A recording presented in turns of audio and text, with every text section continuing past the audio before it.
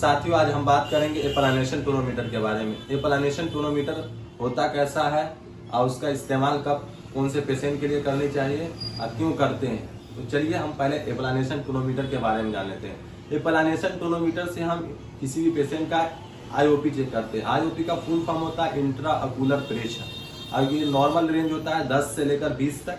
21 भी तो उसको बॉर्डर लाइन मारेंगे, ठीक है। ये क्यों करते हैं? कभी कभी होता है किसी पेशेंट के साथ की आईओपी बढ़ी हुई रहती है तो ग्लूकोमा के शक के दायरे में आ जाते हैं। वैसे पेशेंट होता है या नहीं होता है इस बारे में अभी हम बात नहीं करेंगे, क्योंकि एक चीज से डायग्नोस किसी भी बीमारी का नहीं कर सकते।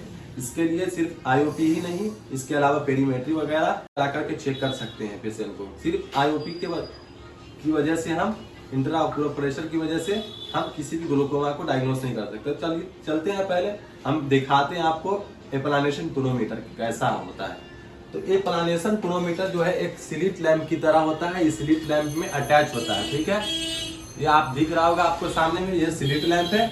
ये स्लिट लैंप में ये छोटा सा जो दिख रहा है ये एप्लानेशन टोनोमीटर है। तो इसका जो अपेक्स पार्ट होता है, ये वाला जो अपेक्स पार्ट है, इस पे एक प्रिज्म लगी होती है। इसी प्रिज्म को हम कॉर्निया पे टच करते हैं, ठीक है। तो टच करते ही मुझे आईओपी यानी इंट्राओक्यूलर प्रेशर की रीडिंग मालूम होती है।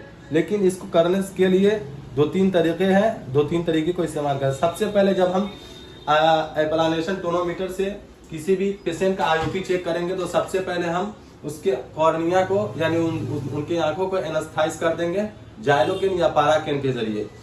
जब पेशेंट को हम दोनों आंखों में पाराकेन डाल देंगे तो 2 मिनट 1 मिनट जो भी हो वह उसको आंख बंद करके रखेंगे। उसके बाद अगर नए हैं आप ऑप्टोमेट्रिस्ट तो अच्छा है आपके लिए आसानी है कि फ्लोरोसिन का स्टैन करके ब्लू फिल्टर से करेंगे आईओपी मेजरमेंट तो अच्छे से दिखेगा। जब हम फ्लोरोसिन का स्टैन कर देंगे उसके बाद हम क्या करेंगे, जो एप्लानेशन टोनोमीटर का अपेक्स वाला पार्ट है, जो प्रिज्म को हम कॉर्निया पे टच करेंगे, उसके बाद 2 सेमी सर्कल दिखेंगे। उस सेमी सर्कल को हमको क्या करना रहेगा, जोड़ना रहेगा।